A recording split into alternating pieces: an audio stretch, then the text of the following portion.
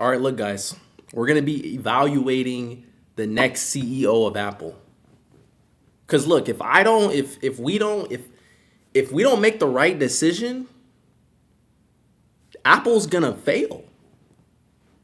And you already know that they're listening to what I have to say. So I'm gonna give them your feedback. Okay? If we don't make the right decision, this is the evaluation of Apple's next CEO. Okay? And you already know, like, this is important. If you study important things, you already know who Tim Cook is. You already know who Steve Jobs is. You already know that they need my input, right? Because if we decide, guys, that this isn't the right guy, they're gonna have to fire him. So, you guys got to be honest. You guys got to make the right decision.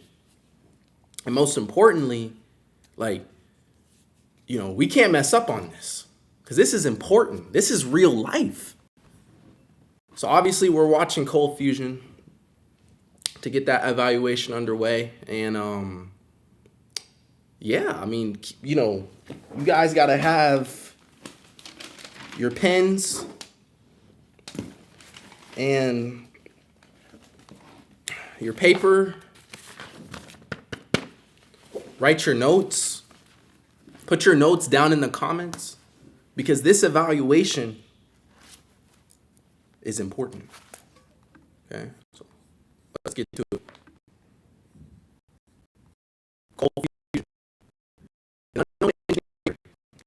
CEO. Hi, welcome to another episode of Cold Fusion.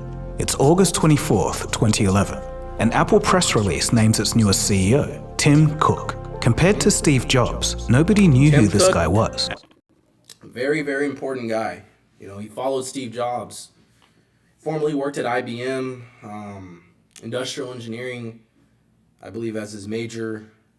More of a supply chain operations guy. Apple's chief operating officer Tim Cook has filled in for Jobs before with great success. But brilliant as he is, just about every analyst on the planet will tell you he's no Steve Jobs. Bro, what does that mean? Of course he's not Steve Jobs. Bro. Next day after taking the CEO role, Cook wrote an internal email that read, quote, "Apple is not going to change. I am confident the best years lie ahead of us." End quote. From a financial sense, Tim was right. When he started as CEO, Apple was valued at $350 billion. That valuation has since ballooned to $4 trillion. Oh my goodness. Even after antitrust lawsuits around the world and accusations of stifling competition, all things considered, the company is in a better position than it has been in a long time. But things are about to change. On April 21st, 2026, Apple officially confirmed what insiders had been whispering for years. Tim Cook is stepping That's where we come in, chat. down as CEO. His last day is August 31st.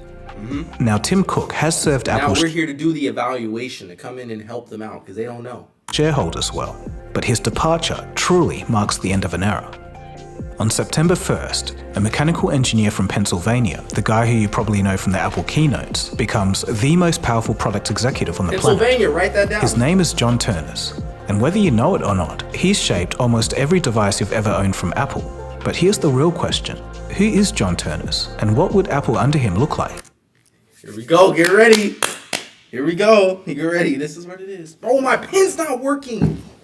God darn it. Dang. Oh. Oh my goodness. Pen's not working.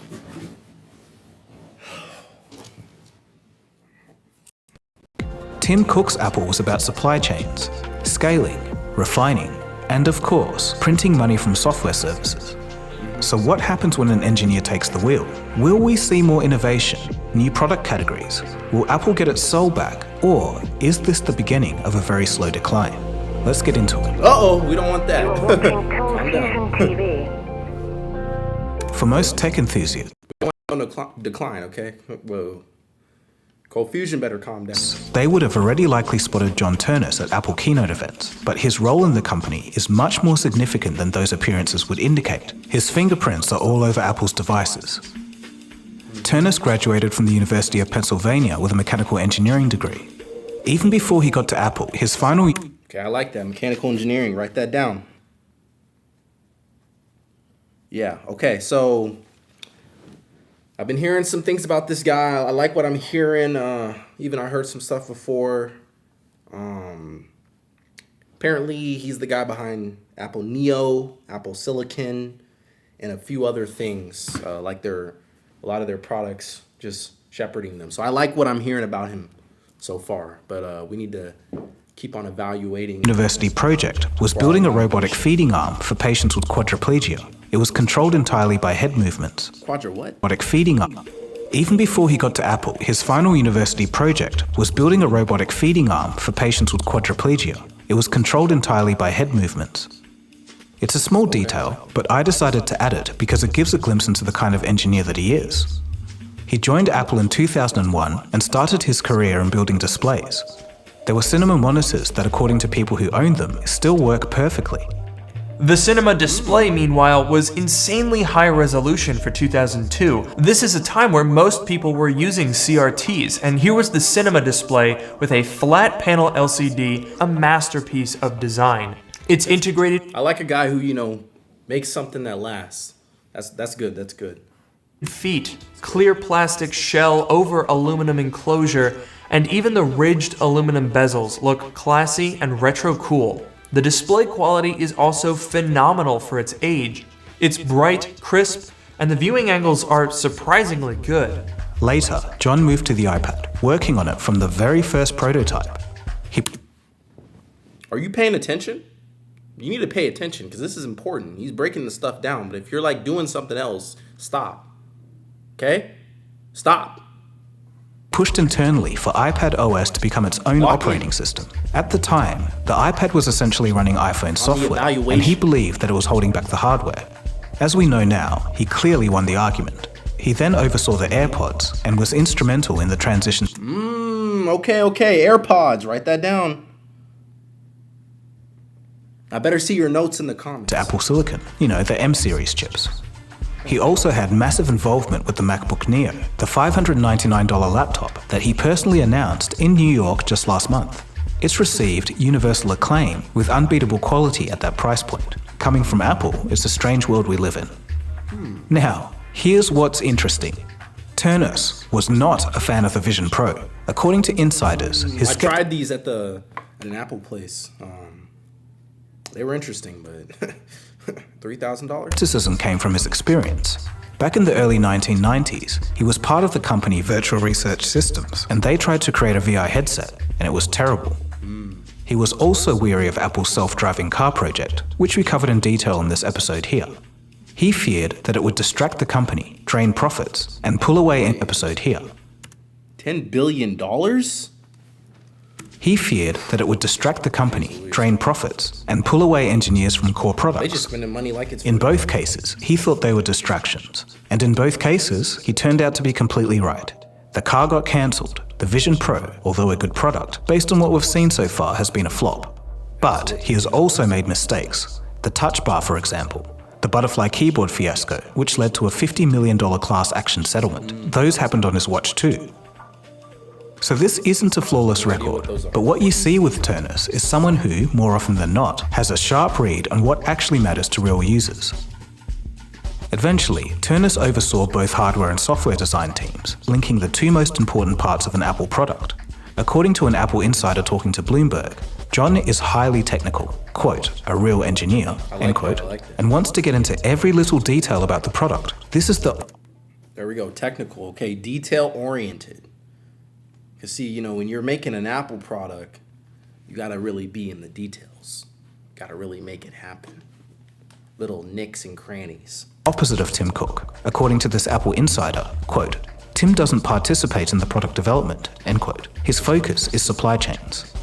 Operations guy, yep. A few months ago, Mark Gurman, one of the most trusted sources when it comes to Apple news, went on the TBPN podcast and predicted that Ternus was the man. TBPN. If, let's say, Tim Cook hangs out another 3 to 5 years, you're not going to appoint another CEO who's 65, 70 years old. Yeah. He's the only guy. Apple, they get vast majority of the revenue from hardware. He's the hardware guy. Yep. Have they screwed up any hardware since he's been in charge? No. He's a steady hand. He knows what he's doing. He's really the only choice. So despite the stock falling at the announcement, the general consensus by many analysts remains positive. Unless you're like a founder type, like the stock, they don't. It's all like speculation and like hype, you know. So it's like there's these guys that kind of come in and they're more entrepreneur, you know, rather than entrepreneur. I don't like the term entrepreneur or whatever, but they come in and they do things from within the company and they make little improvements rather than making an entire company, founding a company. So I really like the guys who come in who are subtle, who can, you know, pick up the pieces, strengthen the weaknesses of what the founder was focused on. And to be clear, John isn't going to be completely on his own to steer Apple's massive ship. After leaving the CEO position, Tim Cook will still be executive chairman of the board. He'll still be traveling around the world, meeting with policymakers. That's good, because Tim's a good politician, so that's good. Yeah, so they're splitting it, because John can, you know, come in and focus on learning the other parts of the business within the business.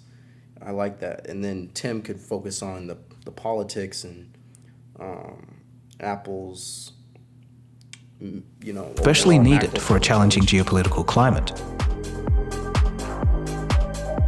So in being a tech company, we have to talk about the elephant in the room for Apple, at least for the shareholders: AI. Apple needs to find their place in this new world, and the embarrassing Siri revamp, which was essentially just giving up on using Google's tech, was not the way to go. I've made an entire episode on that if you want to see it. It's clear that the iPhone's virtual assistant needs an upgrade, but it's possible that Apple is taking a completely different approach to AI. I'll explain. Apple not moving so quickly on the AI bandwagon might have been the smart thing to do. Well, a lot of people were mad about that because they weren't getting the AI bump in stock, but or share price. But I think Apple's perspective was more like, let's focus on making sure our products are consistent and good, and let's pick up the pieces when everything falls apart, if it does, or at least let's not have a massive drop if there is one. So yeah, I don't know. I think Apple can figure themselves out. They can figure out a way to play a role in this somehow without going full on in and making an LLM, because that's just probably too late. While other companies chase the trend to spend hundreds of billions of dollars building data centers, they failed to factor in the possibility that in the future, all LLMs will be a commodity. Apple, on the other hand, seems to be going down the more local hardware route. Their Mac and MacBook Pro range offer massive amounts of unified memory, sometimes surpassing over 100 gigabytes. That means ever more larger language models can be run locally on your device, importantly, without needing the internet. This massive amount of memory for the price made Macs stand out from the sea of Windows computers in this department. It made Macs the hottest item for a while for local AI hobbyists who just like tinkering with open weight. Yeah, see, that's that OpenClaw advantage right there. I like that. That's an angle in.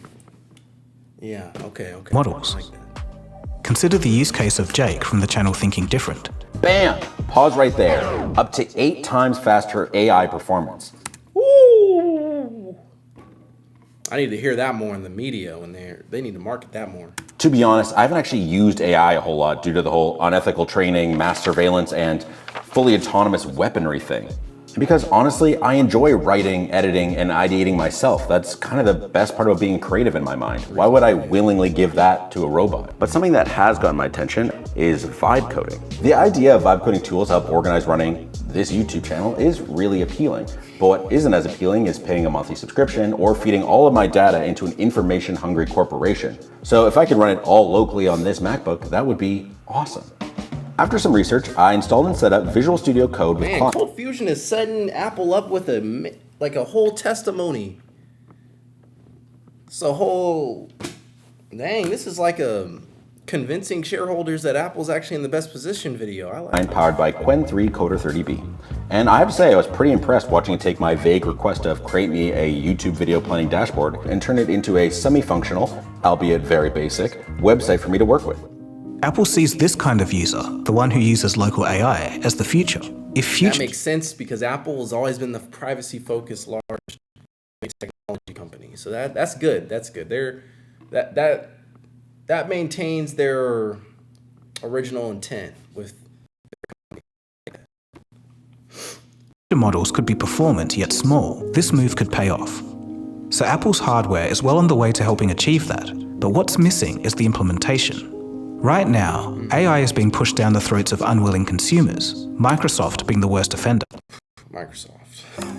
But what if, just what if, AI just works in the background? If the implementation is done properly, the user shouldn't even notice that AI had been used to do the task. For Apple to pull this off, this requires someone who knows both hardware and software design, the integration of software and silicon. Apple thinks that person is Ternus. As a source tells Bloomberg, quote, "He's the only person on the executive team with a track record of delivering integrated hardware-software products," end quote. Hey, what else do you need? So smaller, local, and completely integrated AI and not massive data centers might be the future, and we just don't know it yet. That being said, while Apple has built the interface software layer with MLX, the actual model intelligence is lacking. But AI is a messy situation at the moment, so the dust has to settle first. But anyway, that's just one aspect of Apple though. Where John Ternus takes Apple as a whole in the future is what everyone is trying to guess. But there's another question. Why has Apple decided to make the move now? There are some corners of the internet pushing the... I mean, a lot of people were saying, Tim Cook wasn't really pushing AI in any aspect for Apple in the right way, so they really wanted to get him out of there. I don't know. I think, Apple's been really good at maintaining. That's the thing. Like, they've been consistent. They've been growing revenue. They just don't have these dramatic GameStop-esque booms or anything like that. So I think maybe people were maybe annoyed by that, and they wanted to see, someone who come in with new ideas, pushing some excitement in the shareholder value rather than strict numbers. But I don't know. I think Tim Cook's done a great job. Narrative that Apple is in trouble. They say this is a crisis move. But the truth is quite the opposite. When Tim Cook addressed Apple employees at an all-hands meeting earlier this year, he gave 3 reasons why the timing was right. Number 1, the holiday quarter was the strongest Apple had ever had. North of $140 billion in a single quarter. Number 2, the product roadmap, he said, is stronger than it's ever been. And number 3, John Ternus, he said, is ready. Tim Cook, in his own words, wanted to leave on a strong note. He's ready. I like that. Not when things are falling apart, but when everything was lined up. But there's also strategic knowledge here that goes deeper than timing. Tim Cook's genius was never about the products. It was about company systems, supply chains, manufacturing deals, diplomatic relationships with governments. He took a company built on Steve Jobs' product vision and turned it into a global machine so efficient that it became one of the most profitable companies on earth. Apple's stock rose nearly 2,000% during his tenure. Apple became the first US company to cross $1 trillion in value. And man, Tim.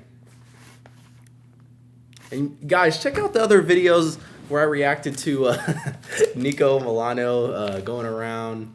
In one of the videos, he was opening up a not Apple store. That was a funny reaction.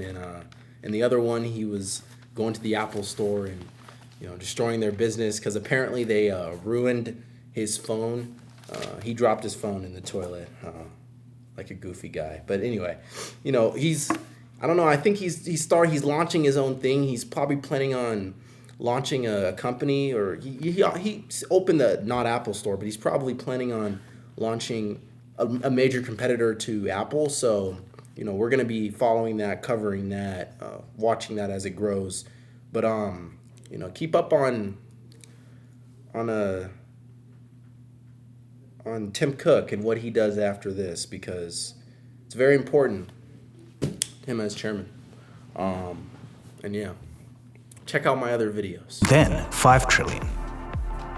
So what could Apple actually look like under the Ternus era? I could summarize Apple's potential future like this. Steve Jobs was the innovation era. Tim Cook was the expansion era, and John Ternus could be the hardware era. The chess pieces have been moving for 2 years. A new CFO, a new general counsel, and Johnny Sarugi elevated to chief hardware officer. The Builder era? The company is restructuring around the next era. I feel like Builder makes more sense. Yeah. And Ternus is already at the center of it. There's whispers of a foldable iPhone coming this year. That's the device that Turnus will almost certainly I don't announce know as how his I feel first about keynote. this. Foldable iPhone. That just seems like we're going full circle with the flip phone. CEO. It's been in development for years. And you can think of the thin iPhone Air as basically an experiment to see how to make half of that foldable. And Apple Hey, don't get comfortable. Keep writing your evaluation notes. Okay? foldable will be interesting to watch because for Samsung, foldables have only made up a fraction of their total phone sales. So if Turnus can make it a hit for Apple, that would be impressive. John has also been experimenting at Apple. There's a nearly 20-inch foldable iPad in the pipeline, something that blurs the line between tablet and laptop entirely. Whether it actually gets released remains to be seen. He's also been tinkering with a new AI-powered home device, wearables with cameras, smart glasses, and even a pendant with computer vision elements. That last pendant idea is giving me PTSD. But the point I don't is, know how I feel about Turnus that. has been leading the work on some experimental products. It's the kind of product roadmap that an engineer like Turnus will actually understand in his bones. And then he can steer the ship in the direction that they need to go. And he's already started. Turnus has already reorganized Apple's hardware engineering division just weeks ago, specifically making it more AI integrated, using data and artificial Okay, so we're heading towards more AI integration in some way. We're not sure exactly how, if it's going to be, focusing on how the hardware can work with other AIs like OpenClaw or whatever, or if it's going to be full-on Apple takeover. But we'll see. Is the Apple AI takeover going to happen or not? intelligence to improve product development itself. The Mac Mini has seen massive demand, and the MacBook Neo is a $600 laptop that's genuinely the best value proposition Apple has ever offered. I wonder if these companies are starting to switch and either dramatically increase their prices or dramatically lower their prices because they're trying to either appeal to a mass audience. Because, heading into the future, if they have all these AI job cuts, also check out my video where I was reacting to how AI is going to reshape the job market. Infographic show.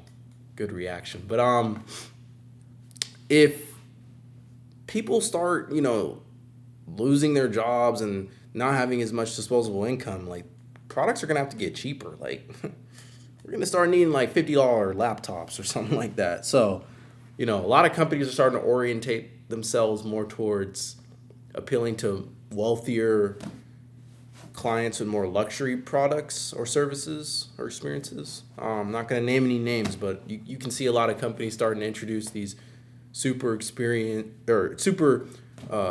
expensive add-ons or experiences that none of their previous customers could afford, but all of a sudden now they're the main focus. So we'll see.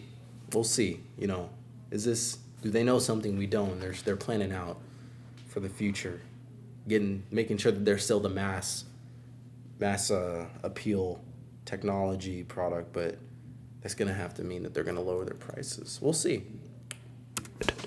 This is the pattern. Under Tim Cook, Apple made great products and made sure they were expensive. Under Turnus, there are early Write down in the comments what you think. What are you guys thinking? signs of a new philosophy: premium for professionals, premium for enthusiasts, but also genuinely great products at prices people can afford. The Neo's positioning and branding, for example, is a completely new direction for Apple. Hopefully under John Turnus, we never see something like $700 wheels for the Mac Pro. Tim Cook did something no one thought was possible. He took the reins from Steve Jobs and he built something bigger. But it wasn't without criticism. He was too cautious, too predictable, and all about extracting money from users instead of groundbreaking innovation. John Turnus is not Steve Jobs, and certainly not Tim Cook, at least. Bro, what does that even mean? He's not Steve Jobs. No, of course he's not Steve Jobs. He's not gonna be Tim Cook either. Duh. Going by his resume. He's probably not going to walk on stage and reinvent an entire industry with a single product. He's deeply non-confrontational, and he is, by most accounts, a genuinely nice person. And in Silicon Valley, that's almost a red flag. But he is what Apple perhaps needs right now more than a visionary, a real engineer. Someone who understands why things work and why they don't.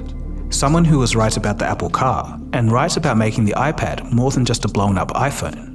Apple in the Turnus era might not be louder, but the products, if Yeah, again, the car and the goggles, maybe the car more so, like that's not like the direction that Apple needs to be going in. They really need to strengthen the current products that they make and types of products that they make. They make a very specific type of product. They got to start, making maybe some improvements to those products or some more products that are in that arena. But yeah, this guy seems to have a good head on his shoulders. his track record holds, will be better, more thoughtful, more integrated, and possibly, for the first time in a long time, genuinely surprising. Steve Jobs was the thinker, Tim Cook was the operator, and John Ternus, well, he should be the builder, but we're about to find out. Researching John Ternus's educational Builder, I like background that. got me thinking about my own degree in mechanical Yeah, you said- engineering. said that before. It's been a while since I graduated, so a few of those concepts can fade without regular use. That's so if you start building reason, brilliant everything, do you think? Is John Ternus the right person to take Apple forward? Do you think Apple will turn over We'll be evaluating for that. a new leaf? Or do you think things will stay much the same? Let me know in the comment section below. Anyway, that's about it from me. My name is Dago. So very, very interesting. So like what do you guys think? What is our evaluation said or saying for you guys? Put your evaluations down in the comments. What do you guys want to see out of Apple? Do you guys want to see, lower prices, better products, different products? Do you guys want to see them do something radically different, maintain the same, and keep on improving what they have? Like what is the goal? What do we need this guy like to do? Because obviously we're gonna be sending our notes to Apple, a part of the evaluation committee, and yeah, like what is the goal here? Because obviously when he goes in, he has to have a goal. Like what is he gonna achieve? And we're gonna be giving him that goal. So just make sure that you have the right understanding of what this guy needs to do. Like, what does he need to do? Where is he going? Where is Apple going? And leave your comment down below if you're a part of the evaluation community. If you're not, don't ever give your opinion again.